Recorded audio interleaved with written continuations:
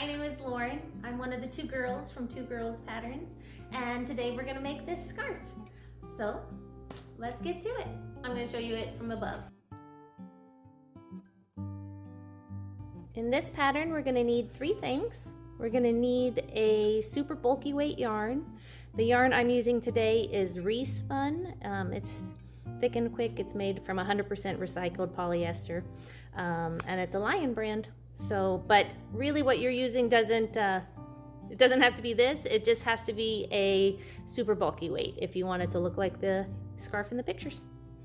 And then we also need a crochet hook. This is a 15mm crochet hook. And then we need some scissors. And that is it. So to make this pattern, you're gonna have to know how to do 4 of the very first steps for crochet. You're going to have to know how to make a slip knot. And then you're gonna have to know how to hold your yarn, how to do chain stitches. And then when we get to the end of the chain, how to fasten off. And that's it. Those are the skills.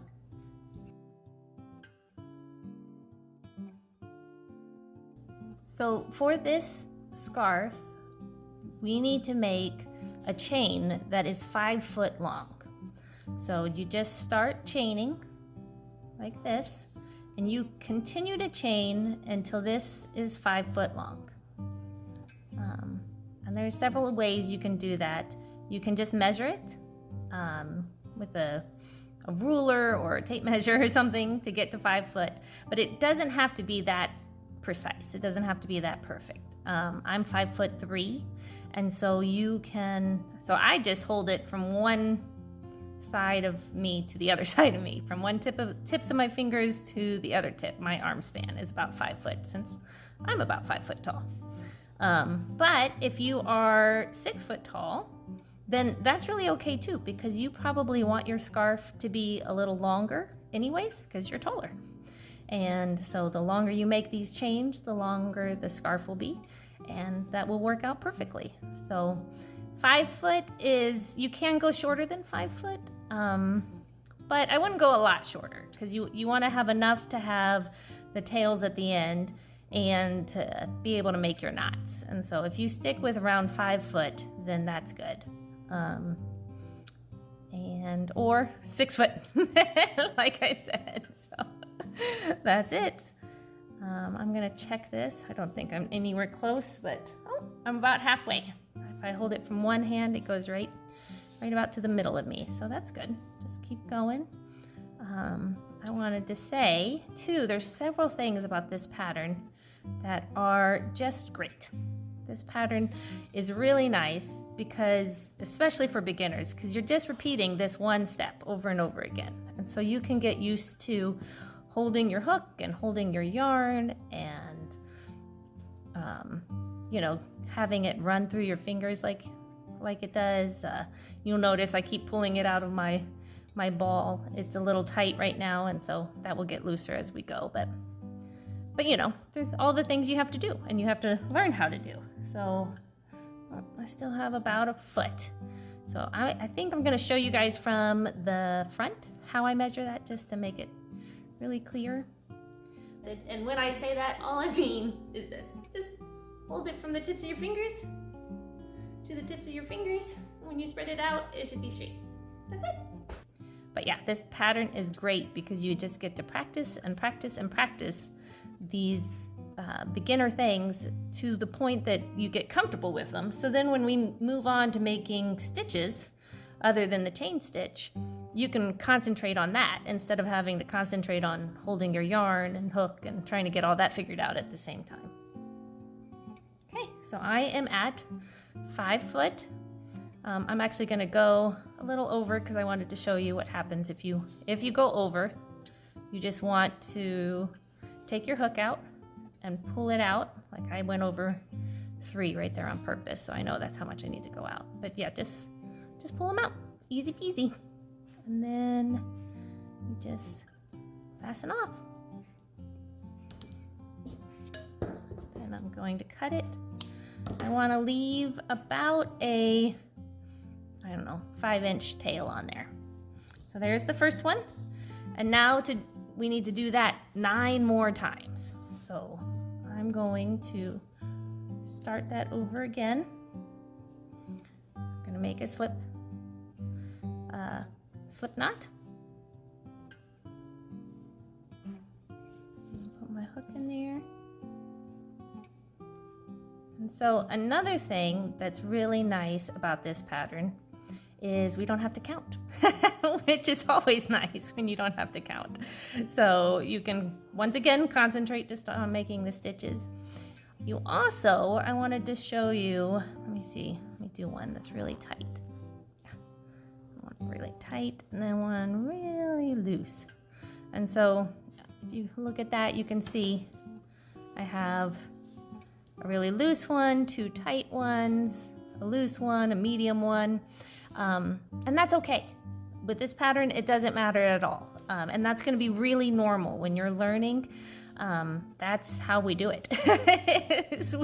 We're trying to figure it out, and you know, the yarn doesn't slide through our fingers real good, or we're pinching it, or we're pulling this too long, or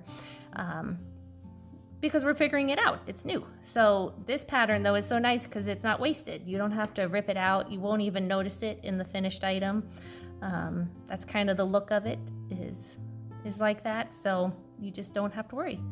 Just keep going and keep chaining. Another nice thing is usually when you are crocheting, you have something called gauge, and gauge is to make sure that the size you make your stitches is the same size as the person who designed the pattern, so your piece ends up to be the correct size. Like if you're making shoes, which is what we like to design a lot of, or even hats or any piece of clothing, it needs to be, you know, the right size, and so you have to match gauge. But with this pattern, you don't have to, because we're just going to 5 foot, and once you get there, you're good. So however many stitches it takes you to get there is the correct amount of stitches. So let's see.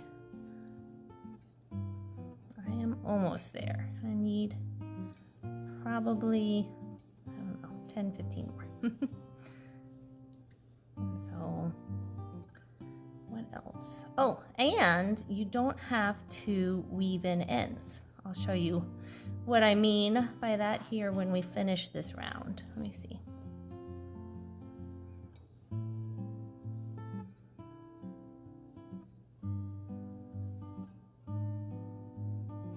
Okay, so there we go. I'm at the end of my round, and fasten off. So that's what I mean by you're weaving in your ends. So anytime you cut at the end after you fasten off, you're gonna have this tail. And normally you'd have to put this on a yarn needle and weave it back through your stitches to hide it. But in our pattern, we kind of want them there. They add to the look of the scarf, and so we just leave them. So that's 2 done.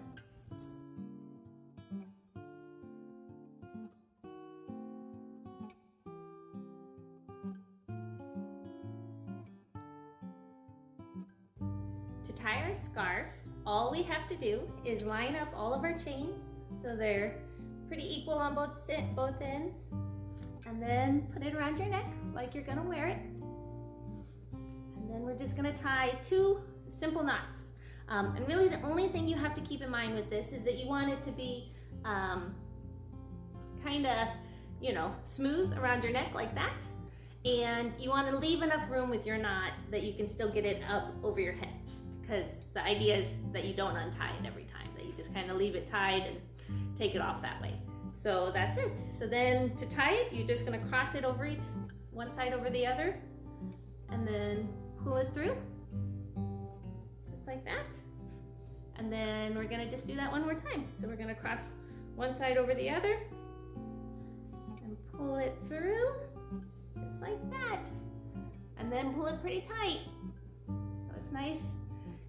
looking. And then, see, we got these two guys right here, and they're a little long. So I'm gonna show you how to fix that. So if one of our chains is just a little too long, like it was in the example I showed, it's really easy to fix. I'm going to show you how to do that on this chain.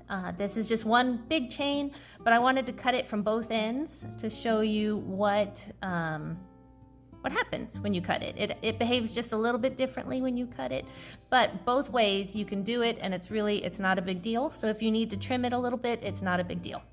So we're going to start with this one, and I'm going to cut it back on the third chain. Right? And so with that, you just want to make sure and cut it right in the middle, you know, so you're not cutting into this stitch and this stitch, just right in the middle of that third chain right there.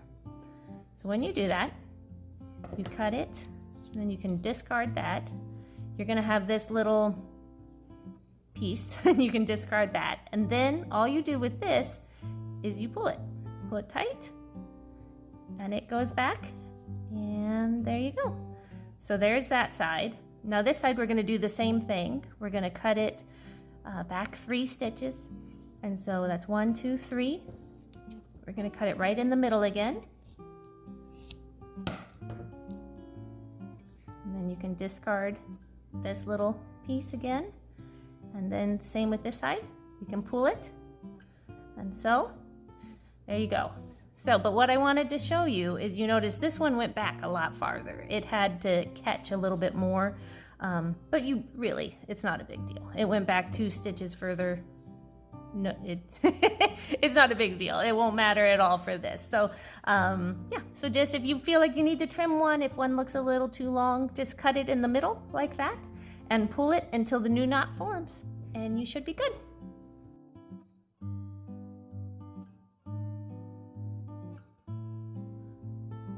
To finish the scarf off, the very last thing I like to do is just go through and trim all of my tails to be about the same length. So I like them about there. You can leave them longer, but just I think it makes it look nicer if we trim them all to be about the same. So this one's 2 inches or so, but this guy is way too long. So I'm just gonna go through.